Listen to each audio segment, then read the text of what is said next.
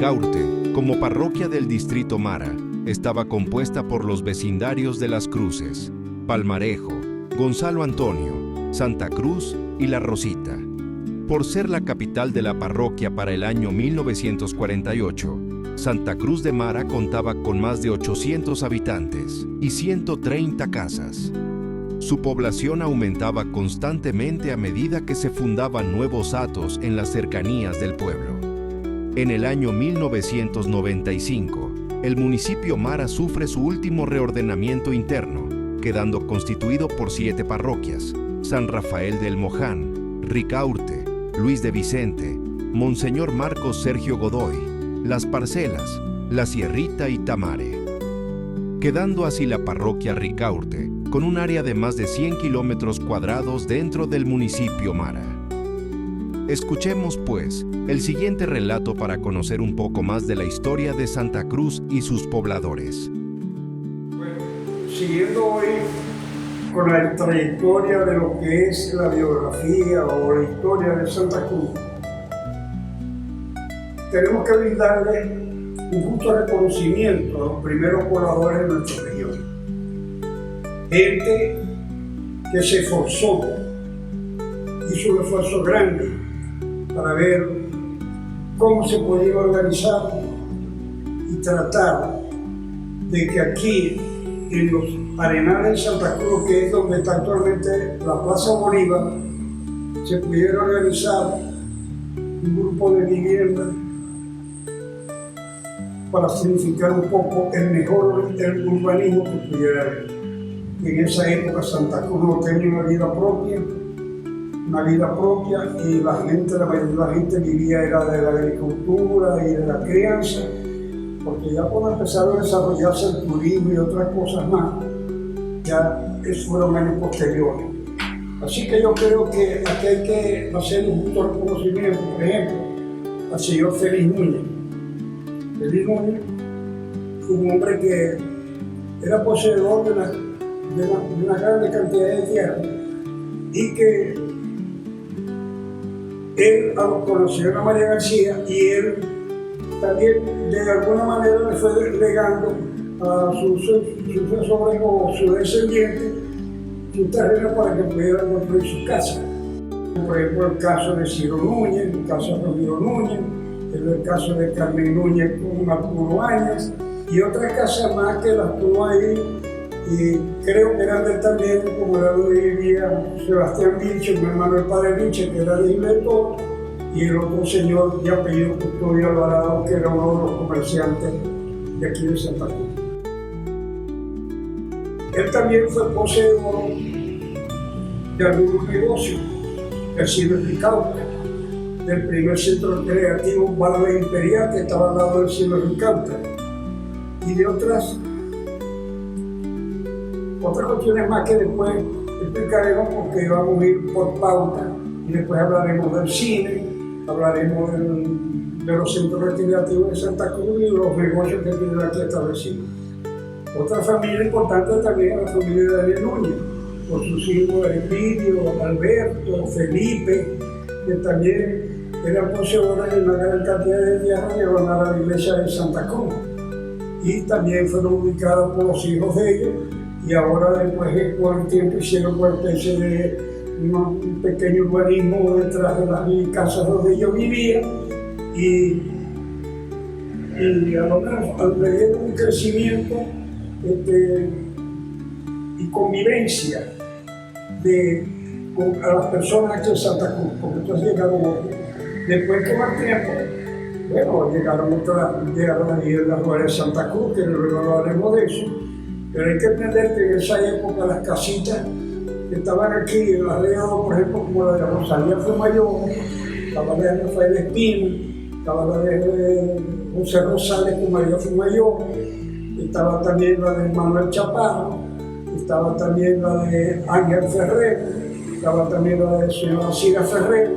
la señora Cira Ferrer que tenía unos terrenos grandes también, ahí donde vivía Antonio Fumayor, con la señora Urbecina, esos terrenos que ellos vivían ahí, pero son terrenos de Cira Ferrer, que los Ferreres fueron propietarios de unas grandes extensiones de tierra también aquí en Santa Cruz. Y después, bueno, la afluencia de las compañías petroleras, que luego hablaremos de eso, trajo también la colación de que el señor Ángel Eduardo Martínez, también cuando hizo José Martínez, perdón, el hijo, cuando vendió los terrenos de Palmarejo, de Gato Palmarejo, y entonces empezaron las residencias del campo de Palmarejo. Al principio las casas, los techos eran de palma, otras eran de nea, las paredes eran piedras de ojo que llamaban, otras hacían con cronche coco, con vara, con barro, que los revolvían con paja, pero después empezó a llegar el progreso. La gente venía y traía de los lados de Rosita, empezó cuando hacían las casas debajo, le echaban lo que llamaban una lechada, o sea, una pintura de cal, que por cierto la traían de San Rafael del Muján, del Cacajal o de la India, que son de dos hermanos de apellido Galuel, uno de la Rosita y otro de San Rafael del Mar. Pero el señor Ángel Eduardo Martínez, donde estaba ahorita la estación, donde estaba antes, perdón, la estación de bombeo de Santa Cruz de Vara de petróleo, de Palmarejo, él montó allí una alfarería y empezaron a trabajar él con su familia la elaboración de tejas, de ladrillos y baldosas. Y eso le cambió la fisonomía a las viviendas que estaban construidas, porque ya dejaron de ser palma, enea, y entonces le ubicaron tejas. Como por ejemplo el caso que todavía está una aquí levantada, que es la del señor Chacón, que está ahí de la señora Zenobia de Fumayor con San José Jesús, creo que recién va un señor, que le decían Chulo, y todavía esa casita está en pie. Había otras casas aquí también, muchas casas, la mayoría hechas de teja, y entonces se cambiaron ya también las paredes de barro, de piedra, entonces ya por ladrillo, y empezaron a hacerle forma a los pisos, o sea, que las casas cambiaron también sus estructuras. Y así fue creciendo el pueblo de Santa Cruz, y entonces adyacente a esto se fueron desarrollando también otros parcelamientos, uno pequeño, uno más grande, pero por ejemplo como el señor Epaminondas Finó, que estaba aquí al lado noroeste, José La Rosa Finó, Abraham Guerrero, Alejandro Contreras, el popular flaco, que ellos vivían en la parte oeste de aquí de la plaza de Santa Cruz. Y si seguimos hacia allá, bueno, estaba por acá el señor Rómulo Molero, de acá del sector Fuego Vivo, la familia de Joaquín Molero, de Manuel Molero, los Luengos, que era una familia muy importante aquí en Santa Cruz, que eran en la parte del sector Fuego Vivo, estaba la familia Bozo, la familia de Abigail Bozo, la familia de la señora Edilia Villaló, la mamá de Marcial Villaló, de Rufino, de Pedro Villaló, de Irma, de Rosario, que también eran poseedores de una gran extensión de tierra, y después que sus hijos, con el trabajo que ellos elaboraron desde el punto de vista avícola y agropecuario, lograron comprar otras extensiones más de tierra y agradecieron los predios de su posesión. El señor Jesús Bozo, que tenía también su localidad aquí en lo que llamaban el Escondido. Y así, bueno, sucesivamente estaba el Alto en Cristo, que era de un señor que después llamaban Changüí, creo que era Francisco Río que se llamaba, y estaba otro del señor Francisco Villalobos, que era el Alto el Rosario. Después estaba otro que se llamaba El Descanso, la montañita que era del doctor Abraham, que era la Granada Bruja, el Alto Lirianina del señor Ciro Martínez, que también era hijo de Ángel Eduardo Martínez, porque Ángel Eduardo Martínez se casó aquí con una señora de apellido Ballesteros, María Mirta Ballesteros, de esos mismos Ballesteros de acá de los sectores de Santa Fe. Después estaban los terrenos también del señor Víctor Chaparro, que ya fueron, estos terrenos fueron tomados por las comunidades y realizaron allí una especie de no toma de posesiones que hicieron ellos allí. Lo mismo pasó con el famoso barrio Piñerúa, que le han llamado varios nombres, los terrenos de Marcial Villalobos en el frente, que también han sido tomados por las comunidades, no se han respetado los derechos de propiedad y algunos para ellos practicar una medida de desalojo o una interdicto es difícil. Por ejemplo, el caso de Rubén Villalobos, los carros llegan a la Torre Esperanza, que eran unas grandes extensiones de tierra y fueron también tomadas de esa manera, y que se formó la parte de Guareira 1 y ahora pues ha llegado hasta Guareira 2 hasta los ranchos de Luis.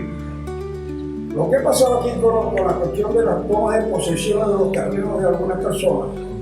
es que la mayoría de ellos son tomados por los indígenas y ellos hasta cierto punto tienen razón, porque en la parte de la Guajira, lo que son los veranos,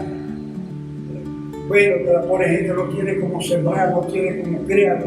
ha tenido que buscar, ha tenido que desplazarse hasta otra región. Al empezar el crecimiento en el campo central de Santa Cruz,